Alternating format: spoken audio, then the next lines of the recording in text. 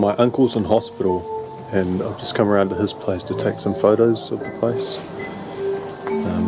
And I just noticed this here is the very first scooter that I ever rode. I remember the day he was living in a different place, and he said, take the scooter and scoot down the hill, you can catch the bus back up the hill. That was the scooter I first rode.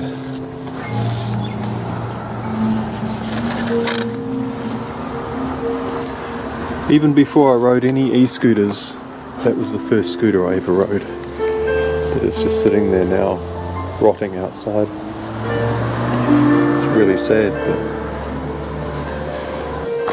he doesn't know it's actually quite special to me. Sentimental things, they come and go, they grow up and then they pass away, just like the grass. It lives its life nice and happy, and then once it's all finished, it gets old and dies.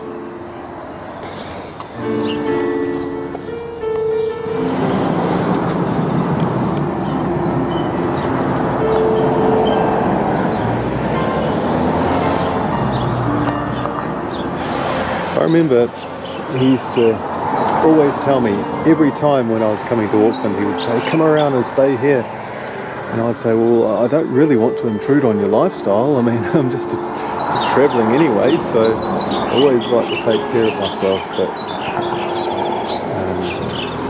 it just lessens the burden on everyone else that way. But yeah, he always insisted that I come around and stay here, and he would drop everything and just make room for me, you know. Even though I'd rather he didn't. But yeah, he's a hell of a nice guy, and it's just so sad that he's now under sedation with all these instruments all plugged into him, and they're doing everything they can to keep him in this state of coma. They don't want him to wake up. They're afraid if he does, that it will interfere with their plans for their medical procedures. And they don't understand the power of faith to heal, but it's faith that actually brings him back awake, and it's faith that can do the healing as well that he needs. And he's able to receive it. He's received it already in the past for another matter. You know what this world is like, it's faithless. It always opposes the methods of faith.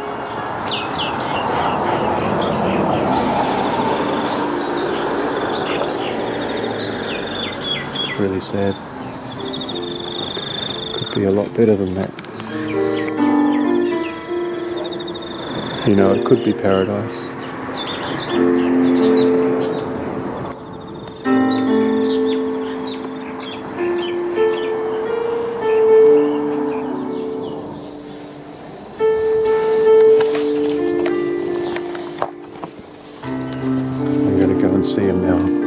See if he wants to wake up.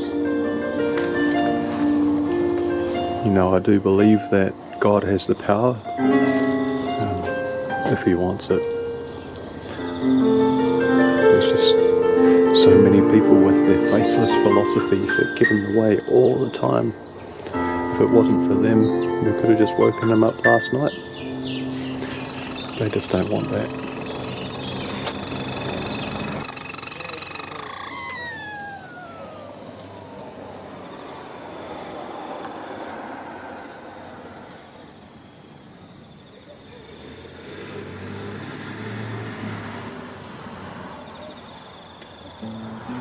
Very powerful symbol. The passion getting worn down.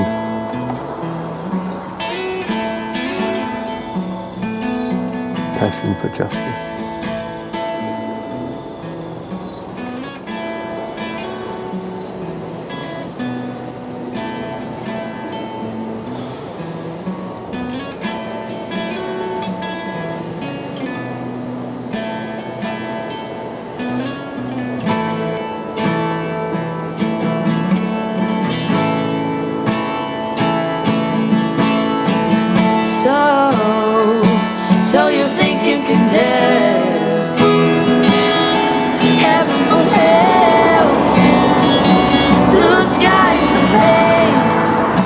This is the last time I'll ever be here at my uncle's place because they just killed him. All his friends and family were there and they were just having a party as he went. They took him off life support, the dialysis that was keeping his blood clean and the toxins built up, while I was running around all over town trying to get legal support to bring charges against the doctor that did that under the Crimes Act, section 151. The doctor should be in prison for up to 5 years, it says.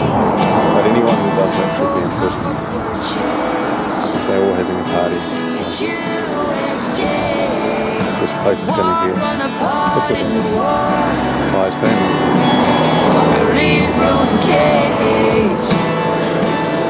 I was the only one that tried to stop it.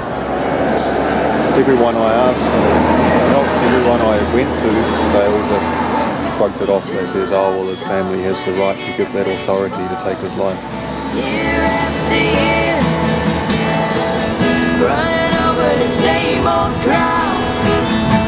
I came here for one thing. Since I've got into scootering, Uncle Richard is the guy who gave me the first ever scooter ride. I was at his place up on Gray's Ave here in Auckland, and he said to me, hey, take the scooter, the kid's scooter, and just roll down Queen Street, you'll love it, and come back up on the bus. Because it was all downhill, you see, so that's the first time I ever rode a scooter. And now, as you know, I ride scooters every day, so this is how he was living in the end. Life's been very hard on Uncle Richard.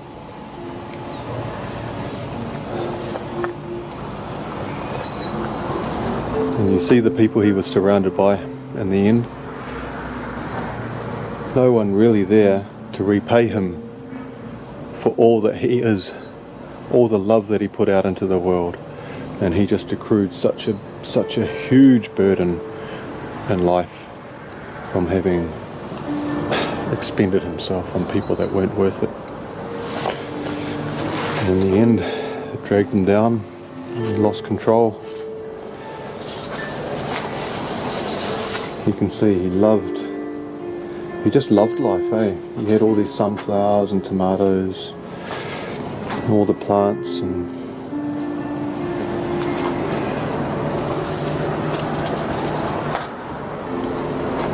the world was full of people like him instead of the people that killed him. This could be a paradise. There'd be no reason why not. And I'm convinced of that. So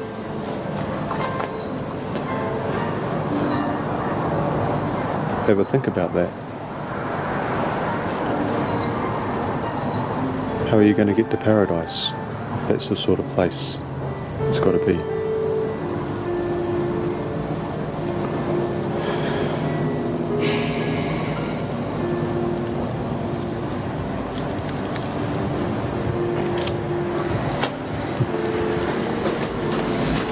Please ring the bell. I dare not. Now, this is what I came for. Here's the scooter. Just sort of chucked out of the way there. But for a long time he kept it inside, and he kept it, it was always just ready for the kids when they came over to play with. And that's the first scooter I ever rode. Right here at Uncle Richard's. So I'm going to take that. So everyone's going to come in and take whatever they want here. And yeah, I've seen it before.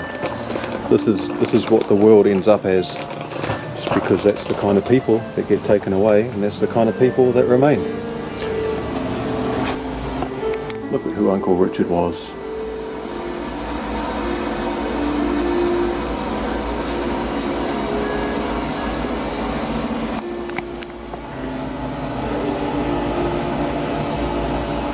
His whole life and his whole heart was for his family.